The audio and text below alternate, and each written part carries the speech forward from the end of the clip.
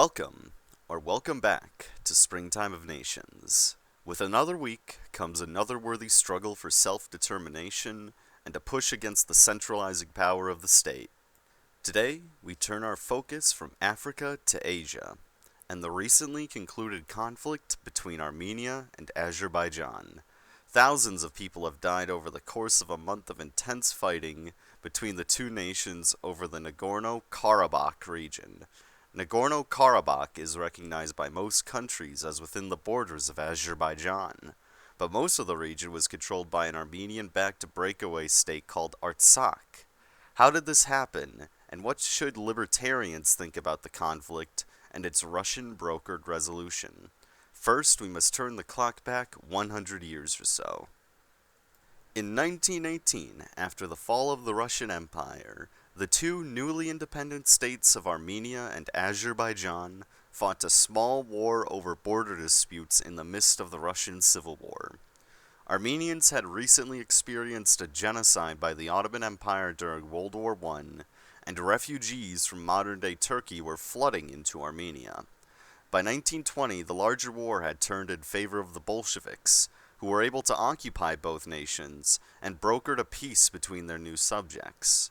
One of the regions, Nagorno-Karabakh, was to be within the Azerbaijan Soviet Socialist Republic, but with the majority Armenian population there to be given significant autonomy. Peace was enforced by Soviet guns, and that lasted until 1988, when mass marches culminated in the autonomous Soviet Republic of Nagorno-Karabakh declaring itself under the jurisdiction of the Armenian SSR, which was rejected by the USSR government. With the Soviet Union's central government rotting from the inside at the time, they had little ability to stop the Nagorno-Karabakh, promptly ignoring their diktats and formally uniting with Armenia. The Azeris and Armenians plunged into war in 1989. Azerbaijan is a much larger country than Armenia, and was also supported clandestinely by Turkey during the First Nagorno-Karabakh War, which lasted from 1989 to 1994.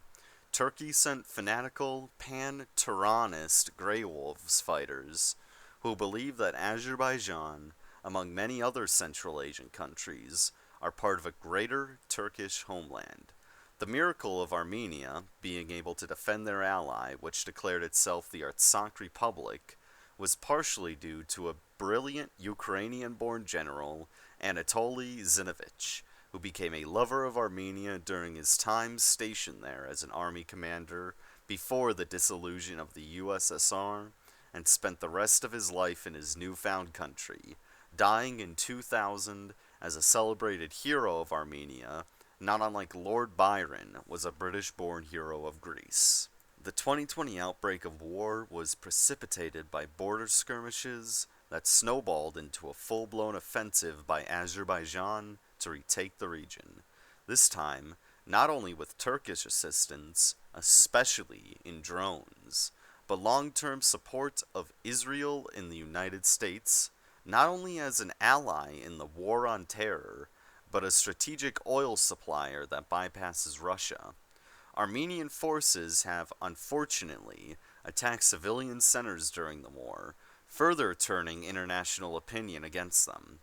This time, the luck of the Armenians did not hold, and Russian peacekeepers have been placed in parts of Artsakh, while painful territorial concessions are finalized, stripping Artsakh of the majority of its territory and most of the strategically important points needed for defense against further incursions. The independence of Artsakh is now a dead letter. Prior to the war, Artsakh was controlled by an Armenian nationalist party, Free Homeland. Not exactly a libertarian organization, although Freedom House did rank Artsakh higher than both Armenia and Azerbaijan in civil and political freedoms. Artsakh has relied a great deal on Armenian support for its existence, and maintains a desire to rejoin the homeland of Armenia proper. This is different from our previous entries in this series, who want full independence. So what should we think of this desire for union with another state? Is this against the principle of decentralization? Not at all, as the basis of our support for secession is, in the first place, an increase in the consent of the governed as a stepping stone for even greater decentralization in the future. The Armenians of Nagorno-Karabakh should have a right to join another state and leave another, and all similar political entities should have an equivalent freedom of association. Nations joining and leaving other nations voluntarily is far more ideal than the current Westphalian norm, wherein international borders are sacrosanct, to never be increased or decreased, except by larger and larger supranational organizations such as the EU. Next week, we will be discussing the Kosovo region in the Balkans. To stay tuned, be sure to like and subscribe. May 1,000 flowers bloom.